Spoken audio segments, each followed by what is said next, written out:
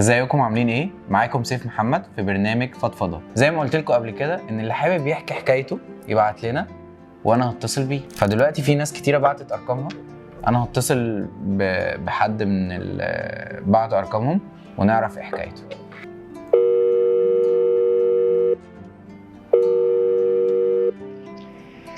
الو، ايوه، ازيك؟ ايه الاخبار؟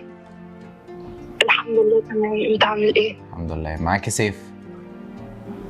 عامل ايه؟ كنت بعتلنا عشان انت حابة تفضفضي وتحكي حكاية. احكي كل حاجة انت حابة تحكيها. بص، انا كنت مخطوبه من فتره. كان وقتها كنت في تانية ثانوي تالتة ثانوي، كنت صغيره. اتخطبت سنه بس بعد 5 سنين حب. بعد الخطوبه بتاعتنا بشهر عرف بنت وكمل معاها لاخر السنه. كنت مخطوبه ولابسه دبلته، وكان بيكلم واحده طول السنه عليا. راح اتقدم لها وهو خاطبني وانا لابسه دبلته. يعني هو خاطبك راح يتقدم تاني؟ راح اتقدم لواحده تانية وانا لابسه دبلته. كنت عارفه ان انا بحبه وهو بيحبني. جيت سالته، اللي هو انا بساله عارفه ان هو يرد علي يقول لي لا انا ما عملتش كده. اقول له انت عملت كذا كذا كذا. قال لي عملت. قلت له انا اتصدمت. اللي هو بكل صراحه كده؟ قال لي انا عملت كده وكنت بكلمها. قلت له طب ليه؟ عادي، كنت بضيع وقتي. قلت له ده وقتك، يعني دي بنت، يعني حتى لو انت مش خايف على اللي انت عملته فيا وحسستني فيه، دي بنت تانية ليه تدخل بيتهم وتدخل اهلهم وانت خاطبني؟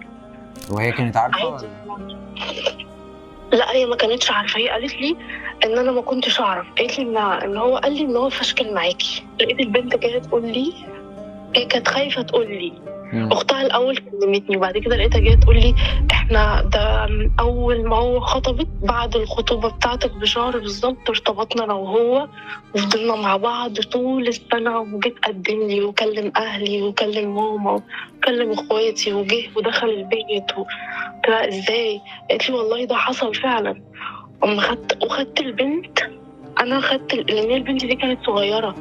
يعني ده هي يعني كانت عيله صغيره، كان عندها 16 سنه ولا 17، كانت صغيره. البنت ورحت له وجبته والبنت قاعده وقلت له مش دي اللي انت قلت عليها انت عملت معاها وكذا كذا كذا؟ قال لي قدامها. قال لي انا عملت كده قدام كنتوا الاثنين كده؟ ده جاحد. يعني انت ما توقعتيش ان هو يبقى صريح كده اصلا؟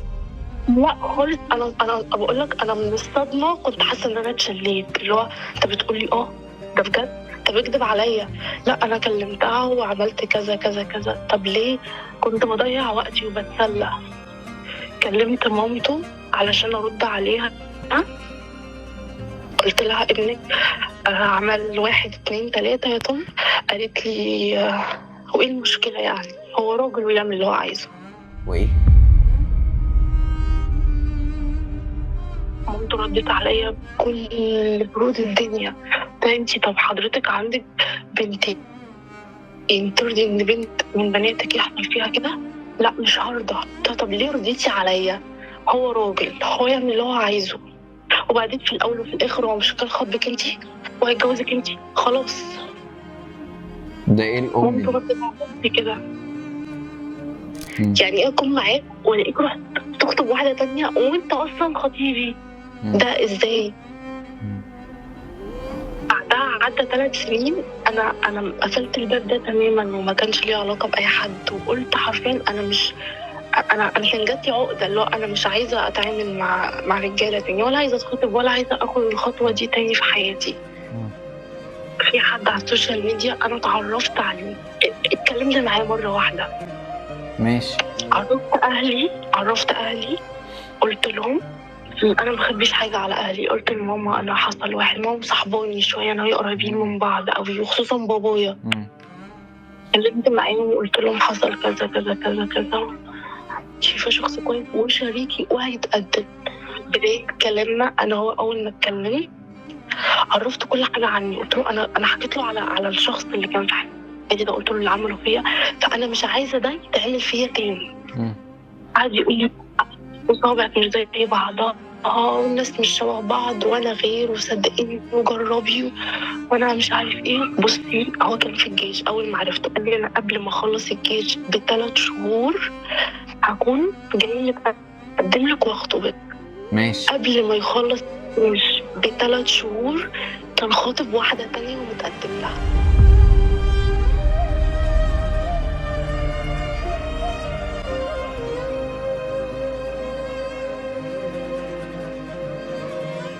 انا عرفت ازاي؟ مامته بتقول له هو انت بتكلم فلانه، اللي هو البنت اللي هو خطبها، انا فتحته عليها.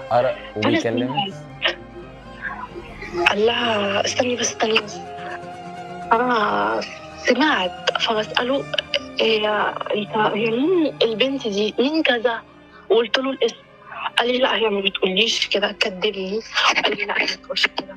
قلت له لا بس انا سمعتها قالت كده. قال لي لا هي ما قالتش كده، انت سمعتي غلط. قلت له تمام.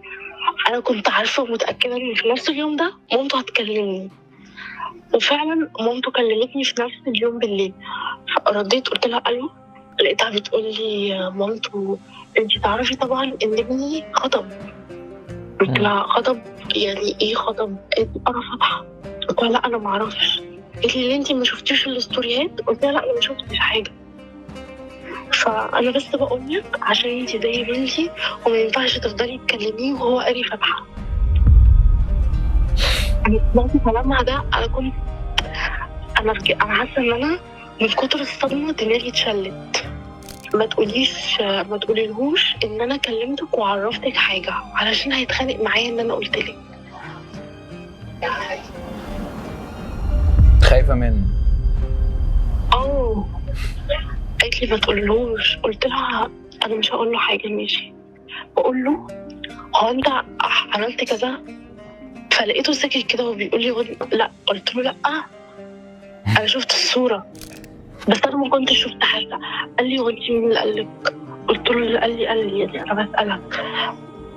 قال لي والله ده غصب عني وانا مش بحبها، واهلي غصبوني عليها وانا عايزك انتي وانا بحبك انتي وانتي عارفه. قلت له انا مش عارفه حاجه، يعني ايه اهلك غصبوك عليها؟ هو انت بنت؟ هو انا لو بنت اهلي يغصبوني على واحد ماشي، لكن انت راجل ايه اهلك يغصبوك عليها؟ وهو فضل بقى يتكلم في الكلام ده وما تسيبنيش عشان خاطري انا مضغوط وبلاش تبعدي عني، وكل الكلام ده كنت بسمعه منه. انا حسيت ان انا اتضايقت وانا صعبان عليا ان انا امشي بعد العمل. سايب عليكي؟ طيب بص، هو كان عايش في مكان مش حلو بالنسبه لي وبالنسبه لاي حد. المكان اللي هو عايش فيه ده اوحش بلد في الدنيا. هو اتنقل عايش في مكان تاني ومش في بيت، يعني هي بتبقى شقق اسكان، واخدين شقه في اسكان في مكان يعتبر لحد ما المكان كويس او البلد دي كويسه لحد ما، مش احسن حاجه بس لحد ما كويسه. تقريبا في اوحش بلد، الناس فيها شمامين وحاجات ومش حلوه خالص. انا عايشه في ارياف مع اهلي.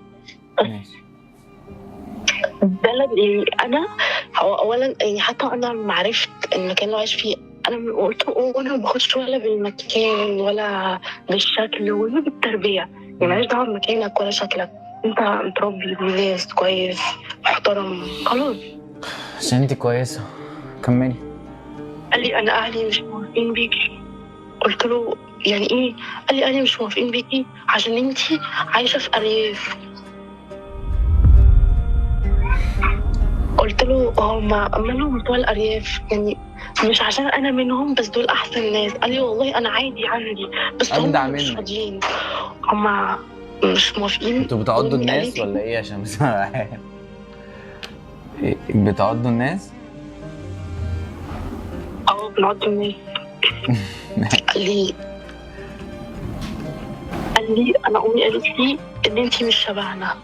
قلت له يعني ايه مش شبه؟ الكلمه دي وجعتني. قال لي انا امي قالت لي انتي مش شبهنا، انا مش شبهكم. لا يعني مش شبهكم ازاي؟ اول ما قال لي الكلمه دي انا حسيت الكلمه دي، عارف اللي هو حد انت ما سمعتهاش بودانك، لا هي ما خرمتش ودنك، هي خرمت قلبك كده، انها سكينه دخلت كده اللي هو يعني ايه مش شباب؟ انا وحشه قوي كده؟ هو انت عادي يعني ممكن تقولي البلد اللي انت منها، معلش يعني قولي المدينه عامه اللي انت منها. من اها. فين اهل؟ عادي. انت عارف بنها؟ ماشي قولي بنها بس كده. بنها. انا عايز اعرف بنها مش عايز اعرف اهل. بس كنت اقعد اقول له طب انا ممكن اكلم مامتك، طب انا مش انا هكلمها، سيبني اكلمها، انا هتكلم معاها. ليه لا؟ مش هتكلميها؟ طب ليه ما تكلمهاش؟ انا مش عايزك تتحطي في موقف وحش. انت قلت حطيتي له يا نفسك في سيدي موقف انا وحش راضيه، اصلا باللي انت بتقوليه. انا راضيه اكلمها وافهم منها. لا طب اكلم حد من عندكم؟ لا انت ورفض تماما ان انا اكلم اي حد.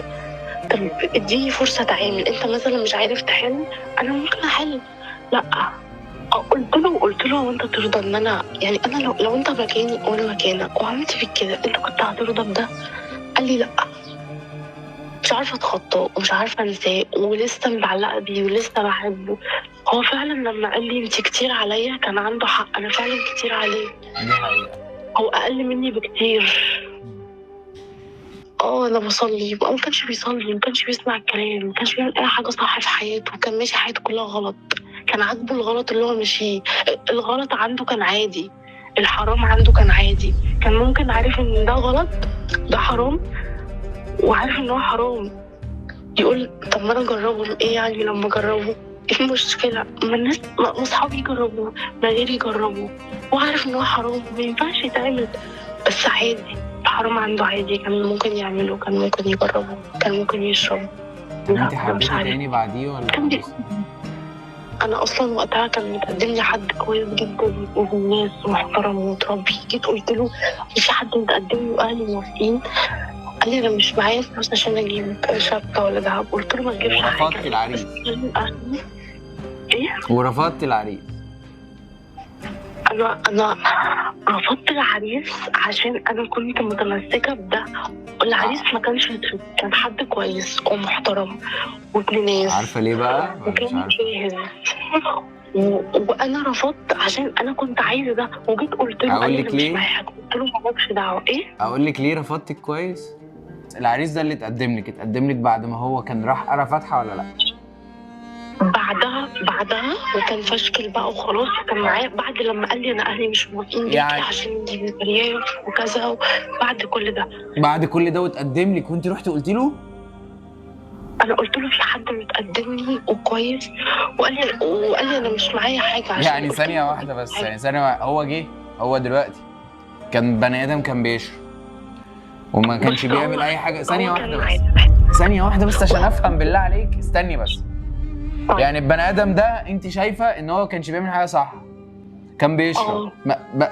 انا مش عايز اسمع غير يعني يا لا. كانش بيعمل البني ادم ده، ما كانش بيعمل حاجه صح، كان بيشرب وبيعمل كل حاجه حرام.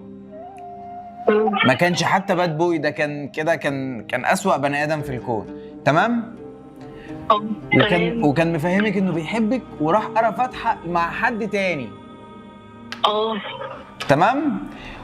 وبعد كده كمان بعد ما سابها ايا يكن السبب، انا ما صدقش ان هو سابها عشانك، جه قال لك انا عايز ارجع لك وبتاع، وهو سايب عليكي ورجعتي له، صح؟ تمام. وبعد كده راح جه قال لك بعد ما عشمك تاني، راح جه قال لك انا هاجي واخطبك وبتاع، وبعدين راح جه قال لك ده اهلي مش عايزين عشان انت من الارياف ومش عارف ايه، وانت وجرح قلبك وبوظ الدنيا خالص، وقال ان انت يعني مش كويس. دمرك. وفي الاخر اتقدم لك بني ادم كويس وانت شايفه انه كويس وبني ادم جاهز والدنيا تمام ومتربي ومحترم وهيبقى كويس ليكي، ورفضتيه عشان بني ادم عمل فيك كل ده. هسألك سؤال واحد، انت تستحقي اللي حصل لك ولا لا؟ منه؟ اللي حصل لك. هو البني ادم كده، انت عارفه عارفه ده البني ادم ده مسوحك وعارف عليكي ناس وقرا فاتحه وما جاش يتقدم لك حتى، وبيشرب وبيعمل كل حاجه حرام، وقال لك ده انا مش هتجوزك عشان انت من الارياف وانا مش عارف منين، وهو اصلا يعني على الله حكايته، ويجي يتقدم لك بني ادم كويس الناحيه الثانيه. لا معلش، مش هتقدم، مش عايزه البني ادم الكويس، انا عايزه الوحش اللي مرمطني ده. يبقى لا انت تستحقي. استنى طيب، اسمعني. اسمعي. استنى. هو لما جيت قعد يقول لي انا مش معايا حاجه عشان يجي، قلت له انا مالكش دعوه، ما تجيبش دهب، مش عايزه دهب، مش عايزه اي حاجه، تعالى بس اقرا فاتحه وخلاص، اربط كلام بس، مش عايزه اي حاجه يا تاني. بنتي ما هو قال لك انت فلاحه ومش عايزه اتجوز فلاحه. انا لما جيت قلت له الكلام ده، قلت له ما تجيبش اي حاجه، تعالى انا عايزاك انت. تمام.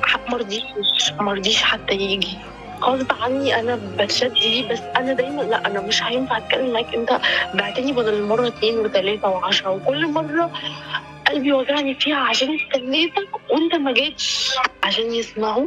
والله العظيم كل وجع حسستهولي وكسرت قلبي وكسرت نفسي وكسرت خاطري، وان انا انطفيت بسببك هيترد لك في عرضك وفي اعز ما تملك عندك، عشان انت تستاهل ده، عشان انا ربنا يعلم انا كنت بحافظ عليك ازاي، ولا عمري اذيتك ولا عمري زعلتك ولا عمري عملت لك حاجه وحشه في حياتك، لا انت ولا اهلك. وانت والله ما هسامحك ولا في الدنيا ولا في الاخره، وربنا هياخد لي حقي منك، والله لا يسامحك انت ولا دنيا ولا اخره ولا انت ولا اهلك على اللي انت عملته فيا. انا واثقه ان ربنا هيعوضني خير، وان شاء الله في يوم من الايام هو هيعوضك خير، رقمك بس ده انت مسجل رقمي عندك عشان هكلمك ان شاء الله في يوم واقول لك ان في حد كان يستاهلني فعلا وربنا عوضني بيه. تمام. انا واثقه ربنا. والله العظيم انا كمان بقول لك انا عارف ان ربنا هيعوضك، بس انا ربنا بيديني العوض، انا ما بقبلوش. مين ولا في ايه يعني؟ حد كويس يستاهل فعلا ان انا اوافق يعني بني عليه. ادم كويس، يعني ربنا بيديك العوض وانت بتقولي لا. ربنا بيديك العوض ومن طريق الحلال كمان، ده بني ادم داخل البيت من بابه على طول. انا بس خايفه، انا ببقى خايفه اخد خطوه زي دي تاني، انا فرصه. خايفه. ما تديله فرصه، اديله فرصه، اسمعي منه لحد ما تعرفيه. الوحش هيبان زي ما اللي فاتوا بانوا. ما تحبهوش بس اديله فرصه، حبيه لما خلاص يثبت ان انت كويس. بتعملي حاجه، بتعملي شاي او حاجه لباباكي صح؟ لا هو بعمل ايه بس عشان صدعت شويه. بتعملي شاي ليك انت؟ انا لما بعيط بشرب شاي. انت كنت بتعيطي اصلا؟ يعني كنت مش عايزه اعيط بقى، مش عايزه انكد على نفسي، كفايه نكد بقالي كام سنه. قولي اللي في نفسك، عيطي، اعملي اللي انت عايزاه، احنا هنا عشان نفضفض. وانا ينفع كل ما ازعل اكلمكم وافضفض معاكم؟ مفيش مشكله، كلمينا في اي وقت، قولي لنا نطلع نفضفض سوا كلنا.